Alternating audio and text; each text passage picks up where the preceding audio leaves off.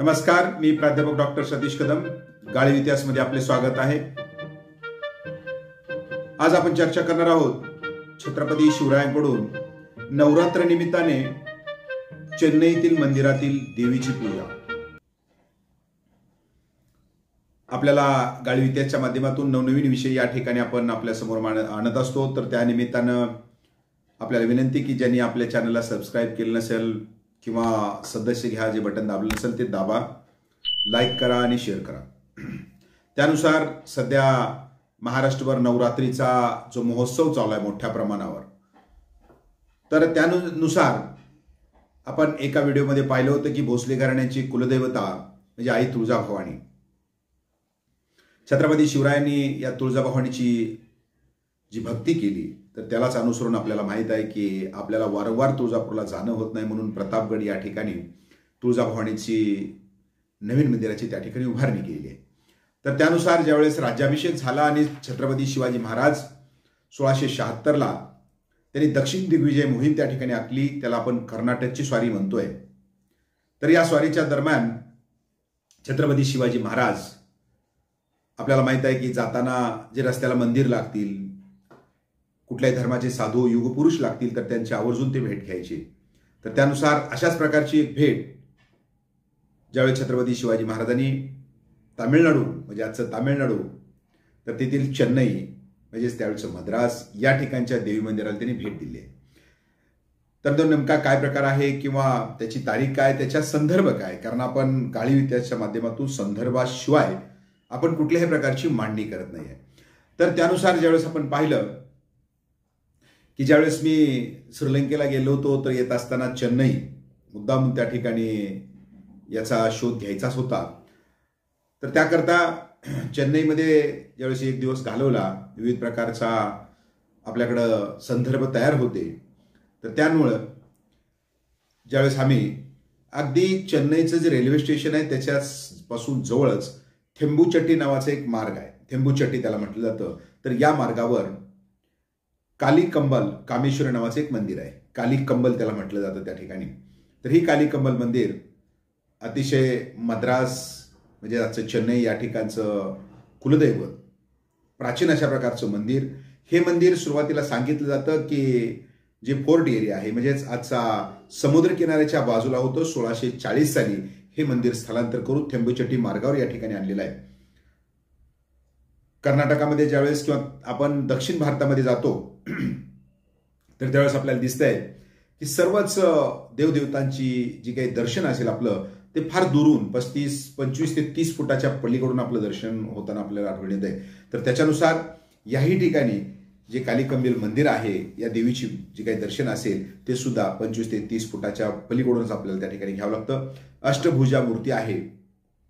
त्यानुसार याचं जे शिखर आपण जर पाहिलं तर तुळजाभवानीची आठवण त्या ठिकाणी येते. जसं तुळजाभवानीच्या शिखरावर विविध प्रकारची जी शिल्प लावली आहेत तशाच प्रकारची शिल्प आपल्याला या कालीकंबलच्या वरच्या बाजूलाही त्या ठिकाणी आढळून येतील.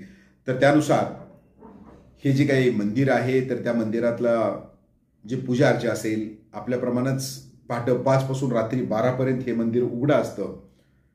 होम हवन बाकी पूजाविधी आपल्यासारखेच असतात. छबिन्याच्या ऐवजी त्या ठिकाणी रथातून देवीजींची शुक्रवार मंगळवार त्या ठिकाणी प्रदक्षिणा मूर्तीची जी काही जे असेल तर त्याची देवीला प्रदक्षिणा त्या ठिकाणी घेतली जाते. तर या सर्व बाबी पाहत असताना नवरात्र महोत्सव आपल्यासारखाच फार मोठ्या प्रमाणावर त्याही ठिकाणी साजरा केला जातो.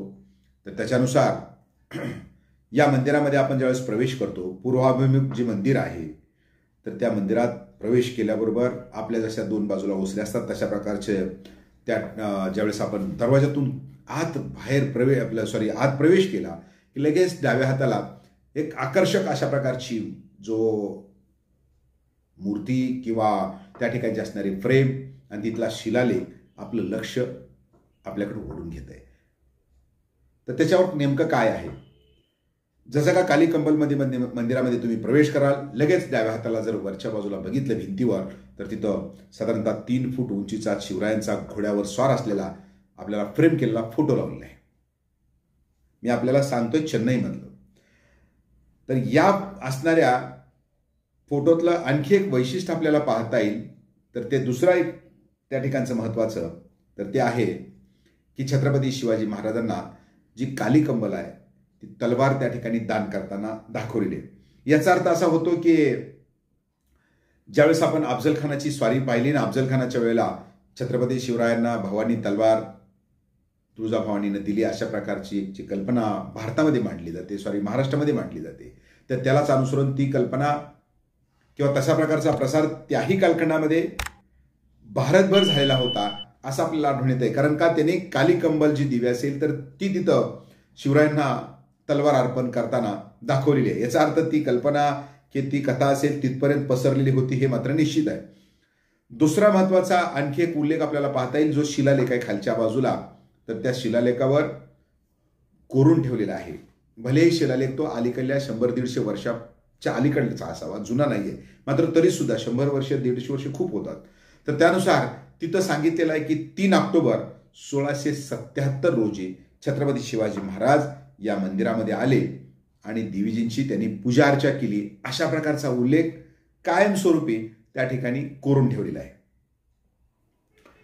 यामुळे आपल्याला असं म्हणता येईल की ऑक्टोबरचा महिना म्हणजेच आपल्याला माहित आहे की तो नवरात्र उत्सव असतो आणि ह्या नवरात्र उत्सवानिमित्ताने आपण तर प्रवासात आहोतच, मग आता कुठं जायचं, आणि म्हणून छत्रपती शिवाजी महाराजांनी या काली मंदिरामध्ये जाऊन म्हणजे देवीच्या मंदिरामध्ये जाऊन तिथं पूजा अर्चा केली, अशा प्रकारचा उल्लेख आपल्याला सापडतो। आणि त्यामुळं छत्रपती शिवाजी महाराज आणि आई तुळजाभवानी या देवीचं नातं किती अतूट होतं हे आपल्याला यावरून त्या ठिकाणी स्पष्ट होतंय।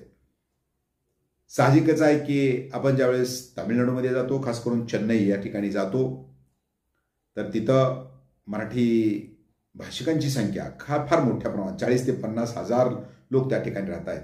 आणि त्यामध्ये सुद्धा रवींद्र कदम तिथल्या मराठा मंडळाचे अध्यक्ष आहेत। आणि या रवींद्र कदमांनी जो तिथे घालून दिलेला पायंडा आहे तर तो म्हणजेच दरवर्षी जी 19 फेब्रुवारीला साजरी केलेली शिवजयंतीची जी मिरवणूक असेल तर या मंदिरापासून चालू केली जाते।